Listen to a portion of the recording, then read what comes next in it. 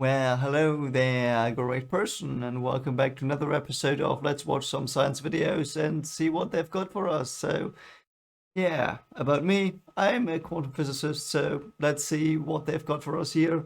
I might give you some more insight into the things they are presenting today, or I might just be as amazed as you probably are because it's a part of physics I don't know that much about. So, today I picked wormholes, and I know a bit about wormholes.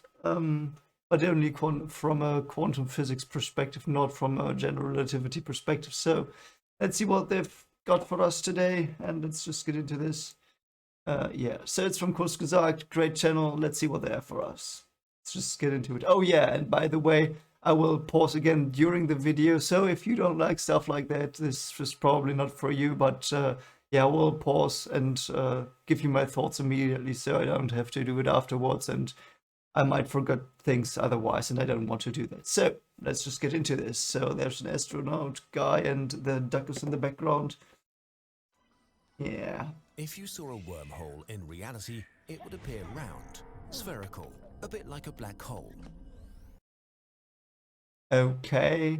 So yes, I think that's true. So spherical is the important thing. So a wormhole is not a hole in space, but a sphere in space. And if you go into the sphere, you come out of a sphere somewhere else, so to speak.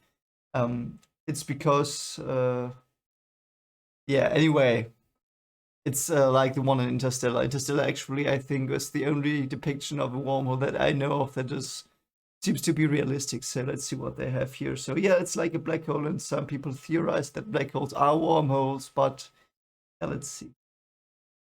Light from the other side passes through and gives you a window to a faraway place. Once crossed, the other side comes fully into view, with your old home now receding into that shimmering spherical window. Yeah. But are wormholes real, or are they just magic disguised as physics and maths? They are real. If they are real, how do they work, and where can we find them? So, I don't think if it's accepted by everyone yet, but the EPR equals ER theory, which, yeah, you might have heard of. If that's true, that theory, so to speak, tells you that, yeah, every particle that interacts with another is building a wormhole between them because they become the same thing in a way. It's entanglement. So everything that's entangled is like a wormhole. So yeah. Because it's the same thing. If you have a particle that is, yeah, I have to be careful here to not give you a wrong impression. So entanglement is often thought of incorrectly, I think. But if you model it topologically, it's actually like you have a particle and you have another particle somewhere else in space, and if they are entangled, they actually are connected, even though they are. You might measure them at different places, but the object that exists when they are entangled, it, so to speak, fuses into one object, and that object is like a wormhole because it exists in two places, so to speak, that are connected through a fourth dimension. So I would say that's my answer to that question. Yes, if you say this is a wormhole, and I think it's a wormhole, it's pretty clear that entanglement are wormholes, so to speak. So every interaction is creating wormholes between interacting things. Funny thought, but yeah, they are obviously so small that you can't even see them.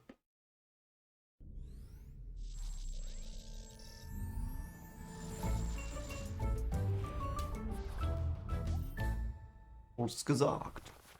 For most of human history, we thought space was pretty simple.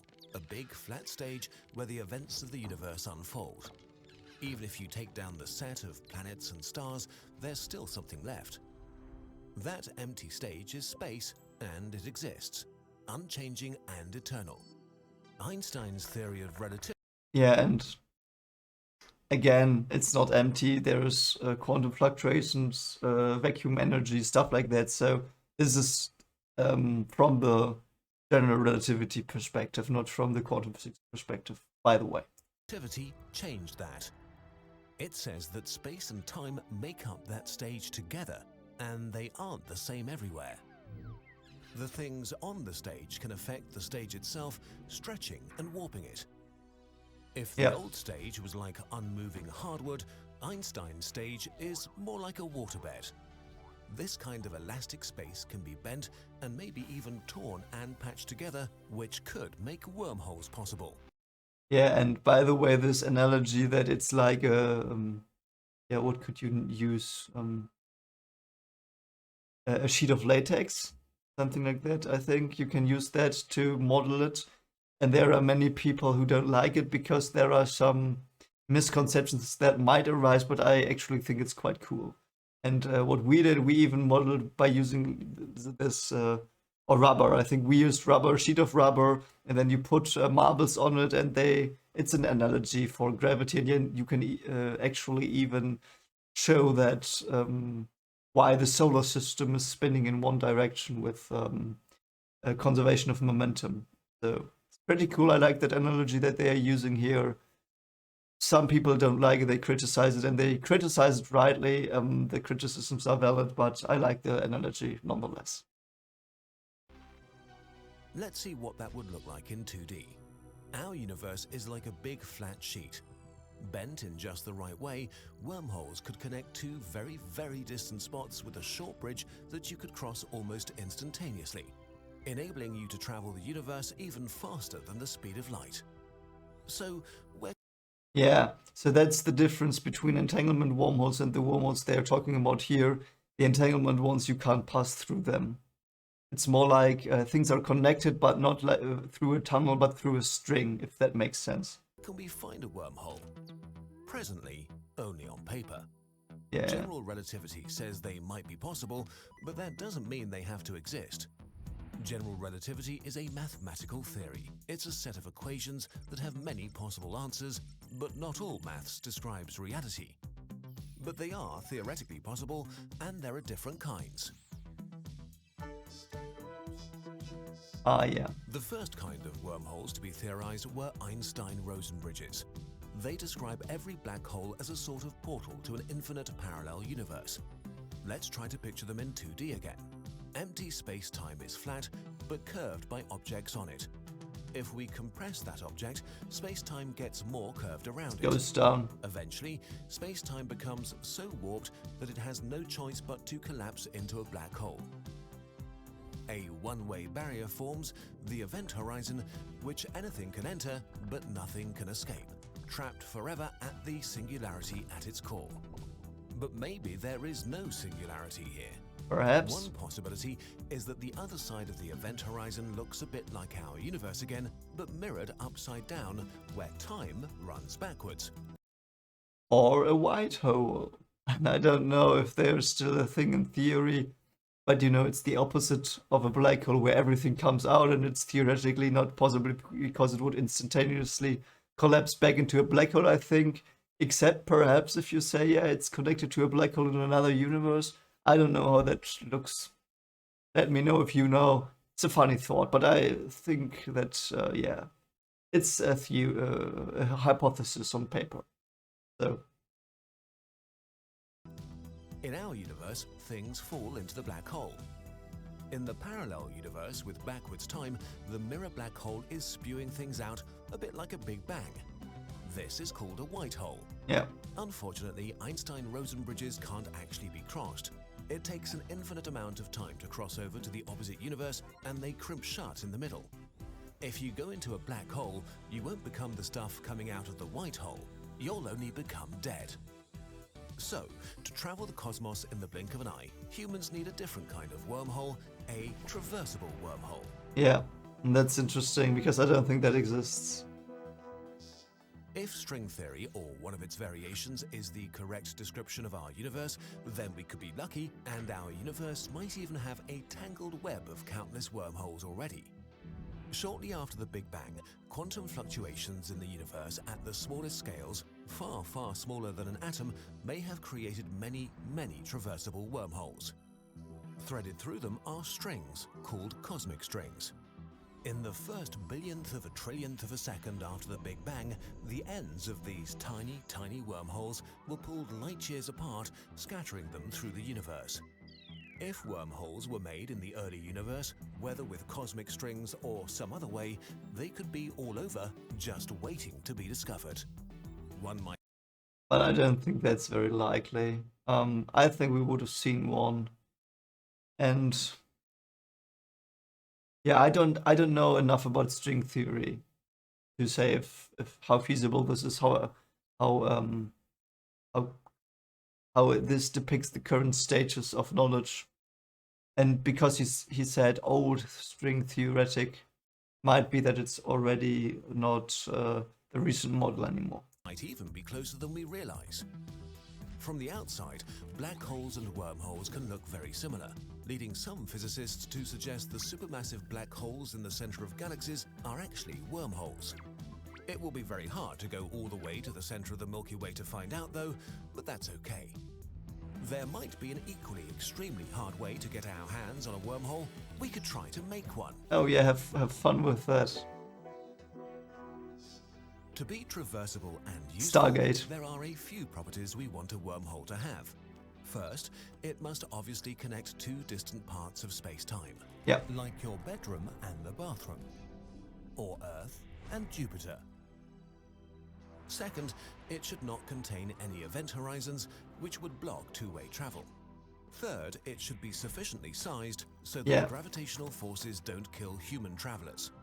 The biggest problem we have to solve is keeping our wormholes open. No matter how we make wormholes, gravity tries to close them. Gravity wants to pinch it closed and cut the bridge, leaving only black holes at the ends. Whether it's a traversable wormhole with both ends in ours, or a wormhole to another universe, it will try to close unless we have something propping it open. For very old string theory wormholes, that's the cosmic strings job. For man-made wormholes, we need a new ingredient. Let's see. Exotic matter. Oh yeah. This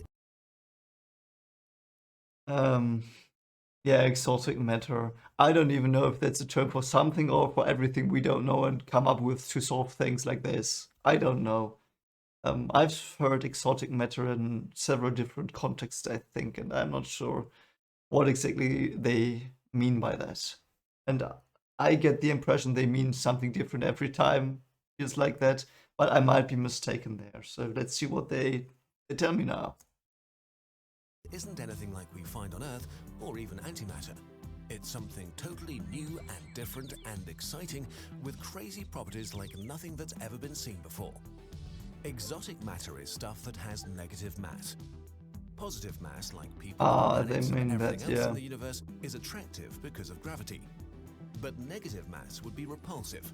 It would push you away. This makes a kind of anti-gravity that props open our wormholes. And exotic matter must exert enormous pressure to push space-time open, greater even than the pressure at the centers of neutron stars. With exotic matter, we could weave space-time however we see fit. But if you have exotic matter, which is, I know, this one, so the negative mass exotic matter, you still won't need to cross the wormhole, and if there is exotic matter in the middle, the thing that makes it bulge, so to speak, the space-time, you still would have to cross that. How? I don't know if this is a solution. I don't see how this fixes the event horizon problem they just addressed, so yeah. May even have a candidate for this exotic matter, the vacuum of space itself. Quantum fluctuations in empty space are constantly creating pairs of particles and antiparticles, only for them to be annihilated an instant later. The vacuum of space is boiling with them, and we can already manipulate them to produce an effect similar to the negative mass we're looking Casimir for. effect. We could use this to stabilize our wormholes. Once we're keeping it open, the ends would start together, so we'd have to move them around to interesting places. We could start by wiring the solar system, leaving one end of each wormhole in orbit around the Earth. This is really like Stargate. The Earth could be a wormhole hub for a vast interstellar human civilization spread over light years. Is that the citadel of Riggs? What? This is great Easter eggs. But only a wormhole away. However, wormholes have a dark side. Even opening a single wormhole kind of breaks the universe in fundamental ways, potentially creating time travel paradoxes and violating the causal structure of the universe. I'm not sure about that, because you have to move them apart through the speed of light, as they just said.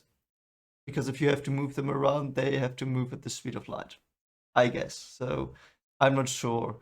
Time travel paradoxes. Yeah, I don't think it's this bad. I can't imagine how you would have to move them apart with more than the speed of light. And by the way, that's with quantum entanglement wormholes. I will just call it that. As well. So you create an entangled pair of particles at one location, and you do exactly what you say here. You put the particles. They're not particles. They're the entangled state. You kind of pull it apart to different parts in space, and then you measure one, and you understand the other part. Understand, not go there. So it's exactly like this, and that is still adhering to. So it's an instantaneous collapse. So you create, so to speak, properties at two places that are possibly farther apart than, I don't know, several light years, but you still have to get them there. And I think that's here the same thing, though. So there's no problem for me here. There's no potential paradox. I don't see it. But if you know the paradox that I'm missing here, just tell me. Many scientists think that this not only means they should be impossible to make, but that it's impossible for them to exist at all. I don't understand So that point. for now, we only know that wormholes exist in our hearts and on paper in the form of equations. Great. We know you want to know more about universe stuff, so we're trying something new. Kurzgesagt and Brilliant are collaborating. Yeah, okay. So that's the video. And yeah, I like the topic. It's interesting. Yeah, I guess I think that wormholes we know are entangled particles, but you can't pass through them. It's more like a string connecting those two. If you use these metaphoric pictures, it's a string and not a funnel. Yeah? So that's wormholes that are. I'm pretty sure personally that if you say that's a wormhole, if it's still if it's not a funnel but a string, if you say it's still a wormhole because it technically connects two points of space, and yeah, it's called non-locality in quantum physics. Yeah, those are wormholes, but traversable ones, no, I don't know of any that we know of. And I like the idea with the negative mass, because that would be a breakthrough if we could do that. I mean, we would be able to not increase, make space travel a lot easier, because you don't have to you can just put this mass on a spaceship and it can just lift off quite easily, or make things lighter even. That might be enough, so you don't have to yeah, if you take, for example, a rocket equation, the mass itself will also that goes down, will go down a lot quicker, so that would make things more easy. And yeah, it's quite a nice thing. I like wormholes. So yeah, if you want to see a real big wormhole that you can traverse, which is depicted quite neatly, it's in Interstellar, the one near Saturn, I believe. There's this sphere, and it would be a sphere because it's not a if you take the analogy of the sheet that you fold up, which every sci-fi movie does, with where you put those pencil through it and then you have the whole it's like you have this two-dimensional sheet and you move it in 3 dimensions. A real wormhole would be a 3-dimensional sheet, which is space-time, if you don't take the time, just the space, and you would have to fold it in 4 dimensions, so to speak. You know, that's the idea. That's why it's not a hole, but a sphere, just 1 dimension above that. Anyway, it's quite a nice topic. I like it a lot. And with the quantum wormholes, I actually have published 2 papers myself. So quite a nice thing, quite some neat ideas, and yeah, so anyway, hope you liked this video. If you did, consider liking, subscribing. I hope this was better again with the pausing in between. And yeah, hope you have a very happy day. Hope to see you around soon. Bye.